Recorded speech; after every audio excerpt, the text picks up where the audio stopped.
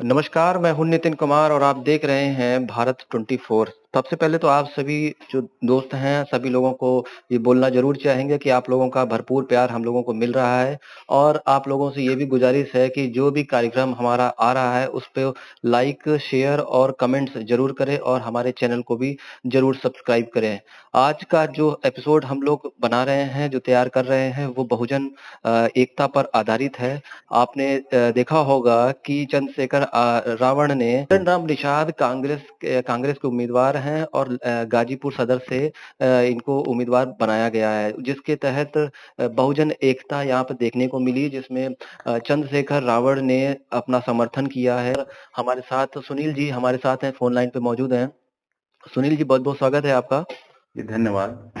किस तरीके से पूरा जो चीज है, घटनाक्रम है, इसका कैसे देख रहे हैं देखिए, जैसे जैसे तारीख नजदीक आएंगे बड़े बड़े घटनाक्रम उत्तर प्रदेश के अंदर चालू हो जाएंगे, क्योंकि सबसे बड़ी चीज है, जिन मुद्दों को लेकर सरकारें अपना अपना सुझाव रख रही थी वो मुद्दे अब से चुनाव के पहले ही खुल रहे हैं।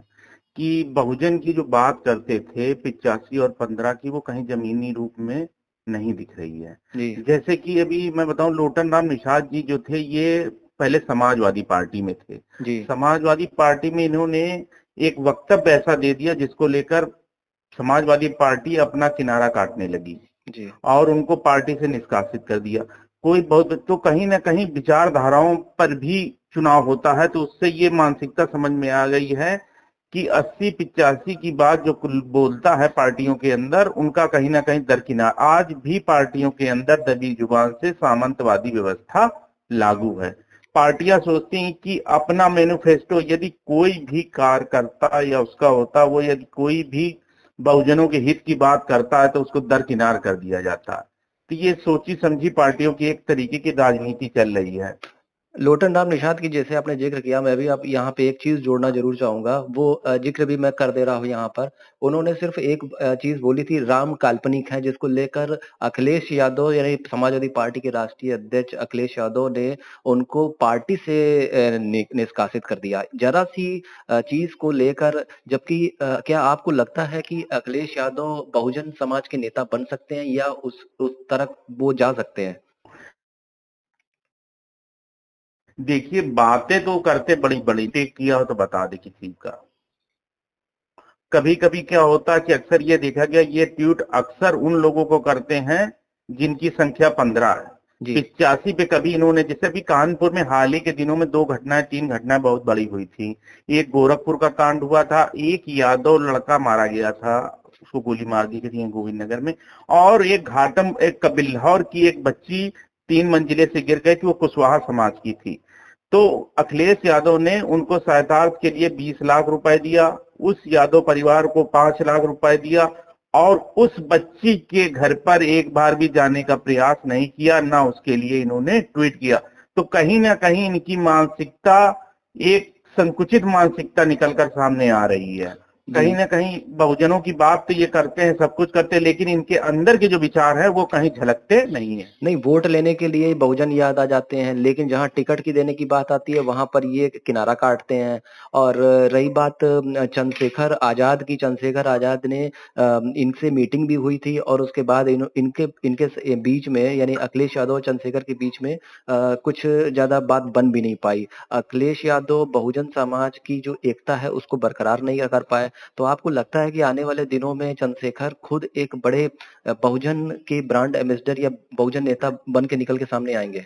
बिल्कुल बिल्कुल, 22 के चुनाव में आपको ही नजर आ जाएगा कि बहुजन का नेता बहुत बड़ा यूपी के अंदर एक तैयार हो रहा है, जिसको लेकर पार्टियों में खलबली मची। जबकि आप बताते हो मिशन, जब सभी राजनीतिक की बीजेपी हटाओ अन्य को लाओ, तो अन्य में सबसे बड़ी चीज है कि सब पार्टियां जितनी लड़ रही हैं वो बीजेपी को हटाने के लिए लड़ रही हैं, लेकिन कहीं विचारधारा एक जैसी नहीं। जब तुम्हारा मिशन एक है, सब कुछ एक है, तो कहीं विचारधारा सबकी एक नजर नहीं आती। सिर्फ सत्ता इनका है, इनकी जो मानसिकता है वो सत्ता लोभी है। इनकी विचारधारा नहीं है बहुजनों की। जी ये सत्ता लोभी की बात करते हैं जब करते हैं ये लोग। जी, अखिलेश हाँ। यादव को सिर्फ़ और सिर्फ़ एक राजनेता के तौर पे देखा जा रहा है, ना कि इनको नेता के तौर पे समाजवादी पार्टी के राष्ट्रीय अध्यक्ष के तौर पे देखा जा रहा है और मुख्यमंत्री के पद पे देखा जा रहा है कि भाई एक ये लेकिन नेताजी की जो बात थी यानी मुलायम सिंह की बात करी जाए तो वो एक नेता थे और ज़मीनी स्तर पे काम करते थे। चंद्रशेखर की अगर बात करी जाए तो चंद्रशेखर भी बहुजनों की बात कर रहे हैं, बहुजन एकता की बात कर रहे हैं। तभी लोटन राम निषाद के साथ उन्होंने एक समझौता कर लिया कि अपनी पार्टी का कोई भी उम्मीदवार वहाँ से नहीं उतारेंगे। तो ये एक संदेश जा रहा है, लेकिन अखिलेश यादव को ये चीज़ क्यों नहीं समझ में आई जब चंद्रशेखर खुद उनके दरवाजे आए और एक बहुजन एकता की मिसाल देने के लिए तो इनको पहल करनी चाहिए थी। पहल ये करनी चाहिए थी, वो अखिलेश सिर्फ पिछड़ी जातियों के नेता को परफॉर्मेंस देते हैं और दलित बैकवर्ड दलित नेता या अति पिछड़े को नेता के उभर में ये उत्तर प्रदेश में उभरने देना नहीं चाहते। जानते कि चंद्रशेखर एक बहुत संघर्षशील युवा है और वो इतना संघर्ष करके आया है, शायद अभी उत्तर प्रदेश के अंदर इतना किसी संघर्ष नहीं किया। तो हर संघर्षपूर्ण आदमी से बड़े बड़े राजनीतिक दल किनारा काटने की कोशिश करते हैं, चाहे वो कांग्रेस हो, चाहे सपा हो, चाहे बसपा हो। वो अपनी जो पैतृक परिपाटी है, जो समाजवाद की बात करते हैं, बहुजनों की बात करते हैं, वो कहीं नहीं नजर आती इन सबसे सभी दलों में ये है। तो जिस तरीके से आपने बीते कुछ दिनों पहले चंद्रशेखर को सीटें माँगते हुए देखा, तो आने वाले दिन कुछ ऐसा हो सकता है कि अखिलेश यादव खुद सीटें माँगते हुए चंद्रशेखर के साथ नज़र आए? ये राजनीति है। ये कभी यदि आज दिन हुआ है तो रात होगी, रात हुआ तो दिन हुआ। ये समय कभी किसी घटनाक्रम किसी के साथ नहीं चला है और जो संघर्ष करेगा बहुजनों के साथ मिलकर वो सत्ता में आएगा। तो बहुजनों का नेता एक मान के चल रहा है कि अखिलेश नहीं, अखिलेश एक विकल्प के तौर पे है, मजबूरी है, क्या इसको देखते हैं कि मजबूरी है, विकल्प नहीं है आज भी? बिल्कुल। आज भी आदमी कहता दबी जुबान से कि ये मजबूरी है, विकल्प नहीं है। विकल्प नहीं है ये। तो विकल्प के लिए एक चंद्रशेखर रावण चंद्रशेखर नहीं, आजाद। इनकी पार्टी में देख लीजिए, अखिलेश यादव के अलावा कोई दूसरा चेहरा है बड़ा जी। दलित और ओबीसी में? तो कोई एक चेहरा नहीं है तो इनके पास। कारण क्या है इसके? कारण क्या है कि अखिलेश यादव के और अन्य जो पिछड़ी जाति के अन्य जो लोग हैं उनको क्यों नहीं ये लोग सामने ला? जैसे राजपाल कश्यप है, कश्यप बिरादरी निषाद समाज से ही आते हैं, वो भी बिल्कुल दबे हुए अपनी बात नहीं कह पाते हैं। कहीं ना कहीं अंदर इससे इतना दबाव होता है कि इन समाज के लोग अपनी जुबान पर अपने समाज की बात नहीं रख पाते, क्योंकि वहां पर एक पैनल बैठा हुआ, उस पैनल के अकॉर्डिंग ही काम करना होगा आपको। उस पैनल के अगेंस्ट जो जाता है उसको बाहर का रास्ता दिखा दिया जाता है। और सबसे बड़ी चीज ये कि पार्टियां नहीं रह गई, कोई भी राजनीतिक कोई समाज सेवा नहीं, ये सिर्फ अब कारपोरेट घरानों के कठपुतली हो गई है। जितने भी देश के अंदर या प्रदेश के अंदर राजनीतिक दल है, सिर्फ ये सत्ता भोगी है, समाज के लिए ये कुछ करने के मूड में नहीं। सिर्फ लोगों को free free free free free क्या है भाई? कहीं ना कहीं ऊपर से पेड़ नहीं लगा हुआ जो आ जाता रात भर में फ्री। ये लोगों का टैक्स के दिया हुआ पैसा होता है और ये जन योजनाओं के लिए पैसा लगाना होता है, लेकिन जन योजनाओं के लिए नहीं, ये सिर्फ बेकार की योजनाओं में पैसा इन्वेस्टमेंट किया जाता है, जिससे बाद में उभर के आते बड़े बड़े घोटाले।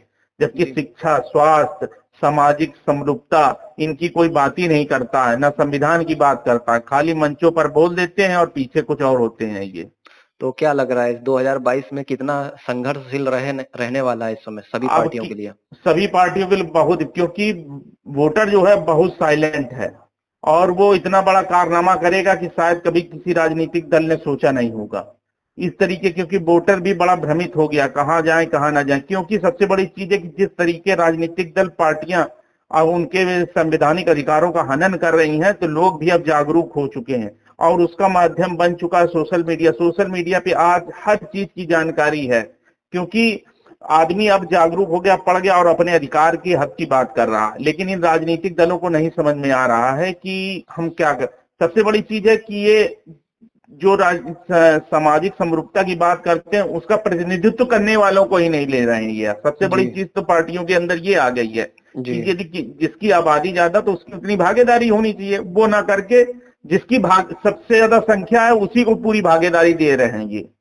बिल्कुल, बिल्कुल। जिनकी तो कम इसके संख्या है उनको ज़्यादा भागीदारी दे रहे हैं। और हम्म। आपको लगता है कि क्या मायावती इस समय साइलेंट में है? आने वाले दिनों में ये तुर्क का इक्का बन सकती हैं? हाँ, मायावती अब की जो 22 की सरकार बनेगी उसमें मायावती बहुत विकल्प के रूप में बहुत बड़ी उभर के आएंगी, जिसकी किसी ने कल्पना नहीं की होगी। जिस तरीके से मायावती दलितों की नेता बनी, अखिलेश यादव पिछड़ों के या बहुजनों के नेता क्यों नहीं बन पा रहे हैं? क्योंकि इनके अंदर एक परिवारवाद घुसा है। अब परिवारवाद के साथ एक वाद जो जुड़ा रहा इनके परिवार में, वो जी। वाद जुड़ा, उस वाद से वो निकल के नहीं आ पा रहे हैं। ना ये पेरियार की बात करते हैं, ना ललई राम यादव की बात करते हैं, ना सावित्री बाई फूले, जितने भी दलित बहुजन महापुरुष हुए, कभी भी इन्होंने अपनी जबान से एक शब्द नहीं निकाला होगा। ये जो तो नई समाजवादी बनी हुई है, फरसावादी समाज बनी है, परशुराम को याद करते हैं, कभी तीर कमान धनुष की बात करते हैं, लेकिन जैसे आपने कहा ललई यादव की कभी ये बात नहीं करेंगे, ना उनकी पुण्यतिथि पे उन्होंने कभी कोई ट्वीट किया। कल जैसे 7 तारीख को उनकी पुण्यतिथि थी, ना ट्वीट किया। वो महापुरुषों को क्यों नहीं याद करते हैं? क्योंकि महापुरुषों, उनको महापुरुषों के बारे में हमारे ख्याल से मालूम ही नहीं है, ना उन्होंने कभी पढ़ने की कोशिश की है इन महापुरुषों के बारे में कि कहाँ से निकल आए। क्योंकि अखिलेश यादव ने कोई जमीन तैयार नहीं की, इनको तो पैतृक की जमीन मिली हुई है। ये जो जमीन तैयार करता, ये भी ये पूछा जाए मुलायम सिंह जी से, तो मुलायम सिंह इसको इस विषय में ज्यादा बता सकते हैं, ना कि अखिलेश यादव। जी जी। क्योंकि ये बाहर पढ़े, इन्होंने सामाजिक समरूपता देखी नहीं है, और न समाज के बारे में इनको मालूम है भी सही तरीके से, और ये एक चक्रव्यूह में फंस चुके हैं, उस चक्रव्यूह से ये निकल नहीं पा रहे हैं। जो चक्रव्यूह की आप बात कर रहे हैं, वो एक फ्रेम है, जो जिस फ्रेम पे ठाकुर और ब्राह्मणों की जो एक फौज इनके आसपास जो तैयार है, वो इनको शायद उस समरूपता की बात ना बताती है, ना इसको समझाने की कोशिश कर रहे हैं, ना वो समझ पा रहे हैं उस चीज के लिए। हाँ, बिल्कुल सही कहा आपने कि कहीं ना कहीं एक फ्रेम में ये जकड़ चुके, उस फ्रेम से निकल नहीं पा रहे हैं, और न ही निकलना इनके लिए दुर्भाग्यपूर्ण होगा। क्योंकि एक विशेष समुदाय को लेकर, जैसे मुस्लिम समुदाय है, इस समय मुस्लिम समुदाय का इनके पास आज की डेट में कोई बड़ा चेहरा नहीं है। जी। आजम खां थे तो उनको भी धर से किनारा कर दिया गया है, और बिल्कुल। उनके वो पूर्ति के लिए मुस्लिम समाज से भी कोई एक बड़ा नेता आना चाहिए था जिसको करें, लेकिन इस बार वो भी फ्रेम से गायब है। तो कहीं ना कहीं ये सब एक सोची समझी रणनीति के तहत काम किया जा रहा है इस पार्टी के अंदर। तो आने वाला जो 2022 है बड़ा मुश्किल होने वाला है। सुनील हम्म। कुमार जी यही हम लोगों को समझाने की कोशिश कर रहे हैं कि जो 22 होगा वो एक नया चेहरा निकल के आएगा, बहुजन समाज को जो जोड़ेगा, बहुजन समाज की जो बात करेगा और बहुजन हितों की जो बात करेगा, यानी चंद्रशेखर रावण में वो चीजें दिखाई दे रही हैं। आने वाले दिनों में जिस तरीके से अखिलेश यादव के दरबार पे वो चक्कर लगाए थे, वो दिन दूर नहीं होगा जब अखिलेश यादव खुद सीटों के लिए समझौते की उनके साथ समझौता करेंगे। और एक चीज़ हम आपको ज़रूर बता दें कि जो भी चीज़ होगी, अगर बहुजनों के हित में ध्यान में रखते हुए जो राजनीतिक दल कदम आगे बढ़ाएगा, वही आगे सर्वाइव यानी आगे तक चलेगा। एक अखिलेश यादव जो हैं वो विकल्प के तौर पे तो नहीं, एक मजबूरी के तौर पे उनको देखा जा रहा है। सभी लोगों का यही मानना है कि वो एक मजबूरी के ही हैं वो। तो आने वाला जो 2022 का जो रिज़ल्ट होगा, वो भी एक त्रिकोणीय भी हो सकता है, जिसमें मायावती अहम रोल निभा सकती हैं। तो अब रिज़ल्ट। क्योंकि जी। मायावती जो है वो साइलेंट वोटर है उनका, और उनका जितना भी काम होता वो साइलेंट होता, वो शोर शराबे के बीच काम नहीं करती हैं। और उनकी रणनीति एक सोचिए, वो कभी प्रेस कॉन्फ्रेंस बहुत लिमिटेड करती है, आपने देखा होगा वो बहुत कम, ना के बराबर प्रेस कॉन्फ्रेंस करती है, लेकिन अपनी रणनीति के बारे में किसी को जानकारी, वो ऐन समय पे अपनी रणनीति के पत्ते खोलती हैं।